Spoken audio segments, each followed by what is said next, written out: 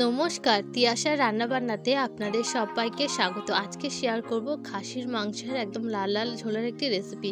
তার জন্য কড়াতে পরিমাণ মতো সর্ষের তেল এখানে অ্যাড করে দিয়েছি। দিয়ে কিন্তু আলুটাকে দিয়ে হালকা একটু আলুটাকে ভেজে নেবো। আমি খুব বেশি লাল লাল করে আলুটাকে ভাজবো না, প্রায় 1 থেকে 2 মিনিট মতন আলুটাকে ভেজে নেবো। সামান্য একটু নুন দিয়ে এটাকে খুব ভালো মতন ভেজে এবার সাইডে আমি তুলে নিলাম।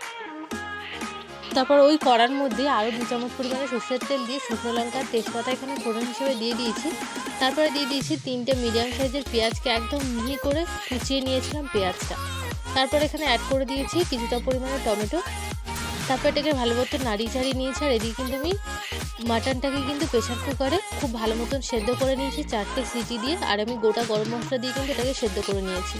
তারপরে এই মাংসটা দিয়ে খুব ভালো মতন নাড়িয়ে চাড়িয়ে নিয়ে স্বাদ মতো নুন দিয়ে আবারও 2 থেকে 3 মিনিট মতন এটাকে কিন্তু খুব ভালো মতন কষিয়ে নিতে হবে। তারপর এর মধ্যে অ্যাড করে দিলাম ভেজে রাখা আলুটা, কাঁচা লঙ্কা। তো এখানে কিন্তু কাঁচা লঙ্কাটা অবশ্যই ঝাল বুঝে দেবেন, যে যতটা পরিমাণে ঝাল খান ততটা পরিমাণে কিন্তু এখানে অ্যাড করে দেবেন। তারপর এখানে 4 চামচ মতন আদা রসুন বাটা দিয়ে দিয়েছি, 2 চামচ আদা বাটা, 2 চামচ রসুন বাটা দিয়ে কিন্তু আবারও 3 থেকে 4 মিনিট মতন এটাকে খুব ভালো মতন কষিয়ে নেব, যাতে খুব ভালো মতন সব মশলা মাটনের সাথে খুব ভালো মতন মিশে যায়। তারপর এখানে অ্যাড করে দিলাম 2 চামচ মতন হলুদ গুঁড়ো। এবার হলুদটা দিয়ে আবারও খুব ভালো মতন এখানে নাড়াচাড়া করে নেব।